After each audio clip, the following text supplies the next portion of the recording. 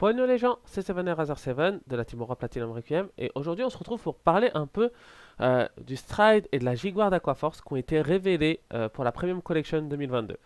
Donc voilà, pour ceux qui ne connaissent pas, donc ça concerne uniquement le format Premium, donc c'est le format un peu éternel de Vanguard où on a tout ce qui est, toutes les cartes en fait sorties depuis le début globalement. Et notamment on a une mécanique qui est la J-Zone et les Jaguar. Mais bon, voilà, ça c'est sujet d'autres vidéos je pense. Et je pense que d'autres gens les ont fait avant moi. Donc déjà, on va parler de la G-Unit. Donc Blue Furious Charge Dragon, Furiargus Dragon. Bref, euh, Maelstrom avec 45 000 équipements en gros. Ce qu'il fait. Donc à la fin de la bataille, lui il a attaqué. On peut Counter Blast 1 et mettre face visible une carte de notre J-Zone. On obtient un Imaginary Gift Axel. On choisit le même nombre de rearguard que le nombre de cartes visibles dans notre J-Zone et on les stand. Puis on choisit un de nos rearguard et on le bouge dans un cercle additionnel, donc en gros sur un cercle axel, et ce rearguard là obtient plus 10 000. Alors, déjà, pourquoi cette carte résout globalement très peu de problèmes dans Aquaforce? Eh ben, on va regarder ça tout de suite ensemble. Donc, imaginons que j'ai un board de ce genre là. On va mettre, je sais pas trop. On va mettre un poursuite assault là et là parce que bah, c'est quand même l'une des meilleures cartes du jeu. On va mettre un Coral Assault ici par exemple. Voilà, parce que c'est à peu près l'idée de comment il est prévu d'être. Ensuite, on va prendre nos cercles Axel. Donc on a raid au moins une fois, donc on a un Axel là et on va prévoir l'Axel pour juste après. Donc, imaginons qu'on a Stride. Donc on va mettre ça comme ça. Voilà, on a Stride, donc Furiagus Dragon. Donc là on a notre G-Zone. Tac, on va mettre les sleeves Megiddo. Tout va bien. Donc on va d'abord taper. On va taper. On s'en fout un peu en fait de ce qu'on va mettre là. Voilà. Hop. Et là on va à nouveau taper. Donc jusque là, tout va bien. Puis on va taper avec ce Vanguard là. Et il va nous coûter un Counter Blast. Donc on va CB1. On va mettre face up une G-Unit. Ou plutôt, vu ce genre de cas, on va plutôt mettre face-up actuel. On va dire une Galphilia, donc qui est la meilleure Jaguar d'Aquaforce en termes de ressources. Donc, vu que là j'ai une carte face-up, je peux restand un rare. Hop. Donc, là, j'ai stand un rare. Aussi, j'obtiens un Axel remarque avant de stand normalement. Hop, donc je vais piocher un. Ok, cool. Et donc, là maintenant, je vais pouvoir bouger une carte sur un cercle additionnel. Donc je vais créer entre guillemets quoi, une attaque supplémentaire. Donc là, comme ça, on se dit que c'est vraiment pas mal. Et donc il a plus 10 000 en plus. C'est vrai que c'est pas mal. Sauf que maintenant, on va prendre un peu de temps et on va surtout regarder pourquoi c'est une option sympathique, mais qui ne révolutionne pas du tout le clan. Donc les Jaguars d'Aquaforce, globalement, les G-Units, sorry, Aquaforce, sont très fortes. S'il y a quelque chose où Aquaforce n'a pas vraiment besoin d'avoir un truc totalement pété, je pense que c'est bien au niveau des G-Units. Donc, au niveau des G-Units, ce qui est globalement joué dans Aquaforce, on a Gunbolt Dragon. Donc, ça, hop, lui. Donc, en gros, lui, il dit, lorsqu'il attaque, on peut Counterblast de 1, mettre une carte face-up aussi, et pour chaque rearguard en reste, enfin pour chaque deux rearguards plutôt en reste, donc là par exemple ici on va en mettre 2, je pioche 1 et je peux retirer un rear adverse. Puis si jamais j'ai pioché 3, je restand 2. Donc il permet le double restant de piocher 3 cartes et aussi de faire du field control adverse. De plus, lorsqu'il est placé, on peut regarder le top 7 et call 2 rear en reste, donc ce qui aide beaucoup à activer sa condition à lui. Et notamment, on va vouloir souvent mettre des cartes comme Nerissa ou Coral Assault qui à la fin du tour vont dans le soul et nous permettent de draw en plus. Ou alors des cartes à la poursuite Assault qui vont après avoir un skill, qui vont nous dire Soul Blast 1, reste de rire et on va pouvoir piocher. Ça, c'est Globalement, le premier stride très souvent, parfois un deuxième stride aussi, voilà. Donc ça, c'est une des cartes quand même les plus jouées. Ensuite, on a toujours l'Ambros, donc l'Ambros qui est quand même un des meilleurs strides de l'époque. Mais en fait, on l'utilise surtout parce qu'il n'a pas de coup. Donc aujourd'hui, voilà, il dit lorsqu'il attaque, on restante de rire, et si jamais on a deux cartes ou plus face-up en G-Zone, ah oui, il se face-up aussi lui-même, euh, alors les deux rires qu'on a restand ont plus 10 000. Voilà, donc c'est très bien, mais surtout, voilà, on l'utilise parce que bah, il n'a pas de coup, et on voit que Furiagus Dragon, lui, a un coup de Counter Blast. Et ça, c'est probablement ce qui va le desservir le plus souvent. Ensuite, on a Alexandros. Donc Alexandros, lorsqu'on a beaucoup de cartes face visible en G-Zone, ça nous permet de restand 2 rear guard, puisque à la fin de la battle où il a attaqué, si jamais c'était la deuxième ou troisième battle de ce tour, on peut counter blast de 1, on face up une carte en plus, on restand 2 rear, enfin jusqu'à 2 rear, et les rears prennent plus 5000 par carte visible. Donc en gros, si on a deux faces visibles, c'est comme l'Ambrose mais avec un coup. Mais si jamais on a plus de deux faces de cartes visibles, on monte très vite à 15, 20, 25, 30. Voilà. Pour vous donner un exemple, à la fin de l'RG, bah, le but c'était d'avoir le plus de cartes face-up visibles. Et comme ça, bah, par exemple, on pouvait même taper largement au-dessus d'un Gizeh avec un Tidal Assault et ça permettait de voler les games comme ça. Ensuite, on a Valeos Revive. Donc Valeos Revive, lui, il est très bien, notamment pour terminer une game si jamais vous avez la main. Donc lorsqu'il attaque, on Counter Blast de 1, encore une fois. Vous allez comprendre pourquoi j'insiste beaucoup sur le Counter Blast. Donc on Counter Blast de 1, on call deux cartes on call, plutôt, on call jusqu'à deux cartes de notre main sur le terrain pour chaque carte visible en G-Zone. Donc avec son skill à lui, on en met une face-up. Ça va par exemple être un Lambros. Mais si jamais voilà, on était déjà passé sur Lambros et sur un Alexandros, là si jamais j'en ai 3, je peux donc call jusqu'à 6 cartes. Donc c'est pas mal. Puis je pioche le même nombre de cartes que j'ai call. Donc en gros, grâce à ça, on fait pas de moins. Et enfin, si jamais j'ai deux cartes ou plus face visible, l'adversaire descend à 11 000 de power et il ne peut pas augmenter ou baisser son power avec des triggers en gros, ou avec des effets, etc. La seule chose qui peut bouger en fait son power, c'est l'effet de Valeos et le fait qu'on voit qu'on garde avec des gardiens. Donc pourquoi Valeo c'est bien, ça permet de contrecarrer quoi, les over triggers, les damage triggers, etc. Mais ça implique d'avoir déjà une main assez conséquente. Mais c'est un très bon finisher. Ensuite on a Balanarea, donc, qui est le progéniteur dragon. Donc pour le stride, il faut absolument défausser une carte avec le même nom que notre vote garde.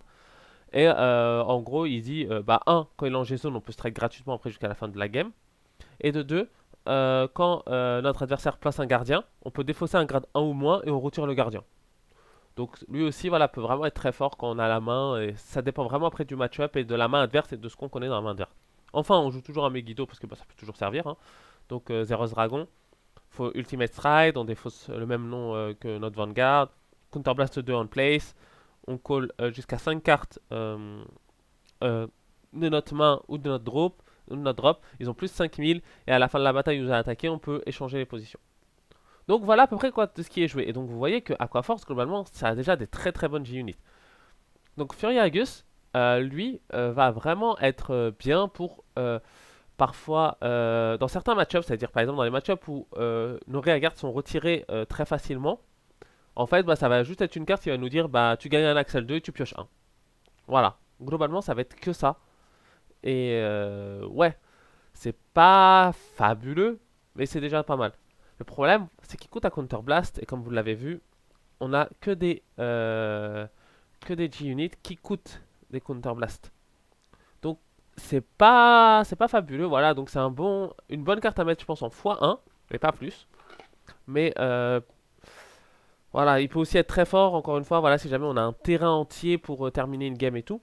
Sachant que en fait dans Aquaforce, globalement on va utiliser seulement entre 1 et 2 CP par tour, et qu'on a aussi Galphilia, donc notre G-Unit, que je vais vous remontrer vite fait, qui elle nous permet lorsqu'elle est face-up de soul blast une carte, puis de mettre en gros de counter charge ou d'unlock, globalement. Donc Galphilia elle est très bien, mais elle ne va pas du tout de pair avec Alexandros, qui est encore une fois une excellente carte, qui demande un certain nombre de cartes face-up. Mais aussi donc avec Furiagus Dragon, puisque on veut restand le même nombre de cartes qu'on a face-up. Parce qu'encore une fois, Galfilia c'est Soul Blast 1 et elle repart face down en fait. Donc c'est un vrai problème. Donc voilà, c'est un bon one-off. On n'avait pas besoin de stride pété, donc jusque là on va pas trop se plaindre. Donc jusque là en fait je me suis dit bon ça va etc. Moi ce qui m'intéressait vraiment c'était la G-Guard. Parce que le plan offensif d'Aquaforce est toujours très bon.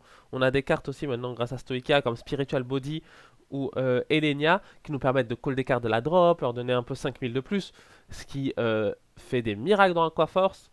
Donc voilà, franchement, d'un point de vue offensif, on était bien déjà de base. Hein, un petit truc qui donne résist, on n'aurait pas dit non, mais bon, ça c'est un détail. Sauf qu'ensuite, vient la G-Guard. Donc Rebellious Heavenly Flow General Dianrea. Cette carte résout zéro problème pour le clan. Cette carte, la personne qui la design ne comprend rien à Aquaforce. Je suis désolé. Et je suis vraiment très triste parce que la seule chose que je voulais de ce set, c'était une bonne G-Guard. Il nous fallait une bonne G-Guard. Et je voyais toutes les G-Guard des autres clans qui montent à 35-40 et j'étais en mode, eh c'est cool, on va pouvoir avoir ça. Non. Parce qu'apparemment, dans Aquaforce, il faut toujours la petite gimmick, que ce soit lié au nombre de battles. Ok, très bien. Alors dans ce cas-là, donne-nous une G-Guard qui gère toutes les battles. Mais là, ce n'est pas le cas. Alors, aujourd'hui, déjà, analysons ce qu'on a en G-Guard de base. Hop, pendant ce temps-là, la lumière est en train de s'enlever dehors. Ouais, bon, c'est pas grave, on arrive toujours à voir les cas. Aujourd'hui, on a Ice Barrier Dragon, qui dit si jamais c'est la première ou la quatrième attaque ou plus de ce tour, en gros première fixe ou 4 ou plus, quand il est placé, il gagne plus 10. Donc c'est un bon shield à 25, voilà, c'est pas mauvais, mais c'est pas non plus exceptionnel. Ensuite, donc on a Galfilia, donc qui dit lorsque c'est la deuxième ou troisième battle fixe, uniquement de ce tour, elle a plus 5. Très bien. Puis son fameux effet quoi qui nous permet de counter charge, donc elle est surtout jouée pour ça, puisque bah voilà, un shield à 20k sur la deuxième et troisième battle, c'est pas c'est pas fabuleux. Bon, moi je joue un Dismel, mais ça, on s'en fout un peu. Ensuite on a Johannes. Alors Johannes est une excellente G-Guard. Il dit counter blast de 1 quand il est placé, et on face up une G-Guard uniquement en Generation Break 1. On choisit jusqu'à 5 de nos rires, et ces 5 rires là obtiennent résist jusqu'à la fin du tour.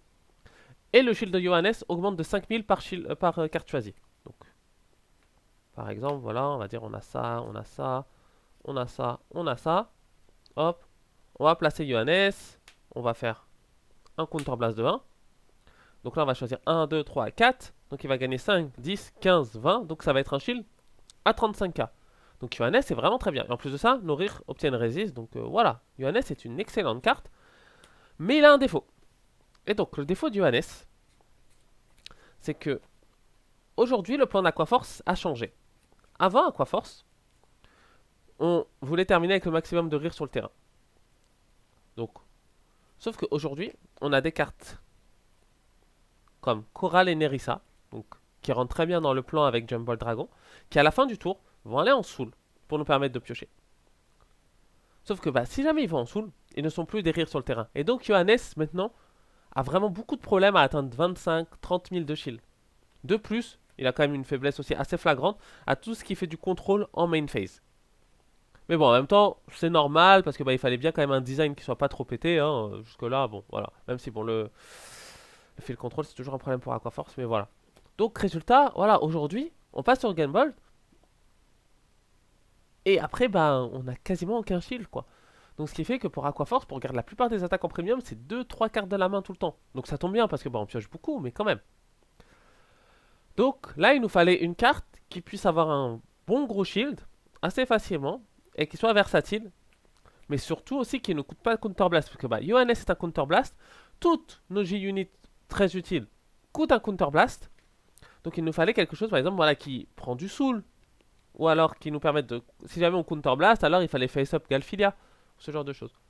Sauf que bah, quand on revient sur cette carte là, elle nous dit que quand elle est placée en Guardian Circle, on Counter Blast de 1, et selon la battle que c'est, alors on a un skill ou un autre. Si jamais c'est la première en fixe, alors notre Vanguard a plus 5000 jusqu'à la fin du tour.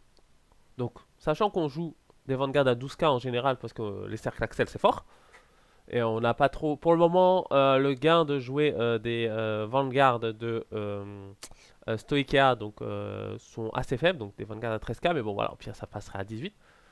Pourquoi ça résout très peu de problèmes? Alors, parce que aujourd'hui, même les decks à multi-attaque passent facilement les 17k. Genre en premium, tout fait de la multi, etc. Mais même ceux voilà, qui sont vraiment quoi, très spécialisés là-dedans, ça a fait le travail. Et donc là, on est en mode, ouais, ok, bah je suis à 17. Donc là, j'ai garde. J'ai gaspillé 15k shield, puisque bah, je joue des heal gardiens. Et si jamais je joue pas de heal gardien, j'ai 24 shield. Pour littéralement dire, je gagne 5k jusqu'à la fin du tour, et là, je suis à 20 000. Ok, d'accord.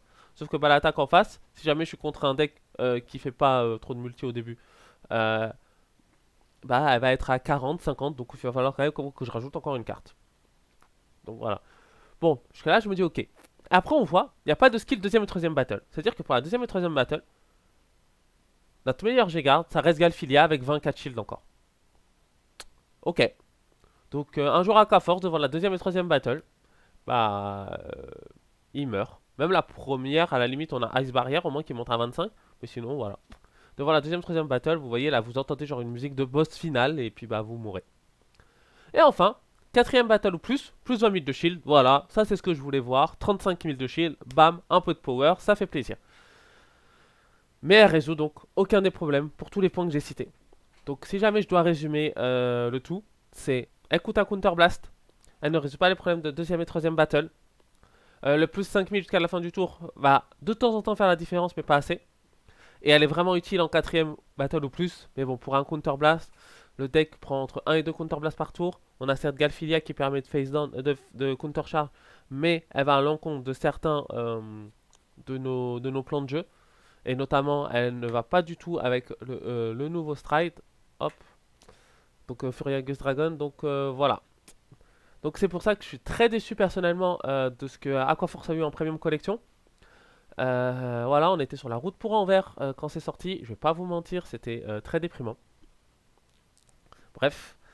Voilà, j'espère que cette vidéo là vous aura plu. Si jamais ça vous plaît, bah, n'hésitez pas à me le dire. J'essaierai d'en faire un peu plus, etc. Mais voilà, donc Aquaforce, ça reste quand même un excellent deck. Hein. Le fait de en premium. Hein, donc le deck n'est pas du tout mort pour autant. Juste, c'est vraiment très très dommage qu'on n'ait pas eu les options défensives qui nous auraient permis de devenir un excellent deck en premium. Voilà, on reste toujours un deck auquel les gens vont devoir se méfier. On reste toujours un deck qui peut tout simplement tuer des gens très rapidement, qui peut tuer un adversaire dès le premier raid G3, grâce à Mister Lambros en main deck. Donc voilà. Donc on est quand même toujours un très bon clan, mais malheureusement, on n'a toujours pas de très bonnes options défensives et on va toujours devoir se prendre la tête pour gérer les ressources. Donc voilà, bah, j'espère que cette vidéo là vous aura plu et n'oubliez pas que le plus important c'est plaire à Vincent. Bye bye.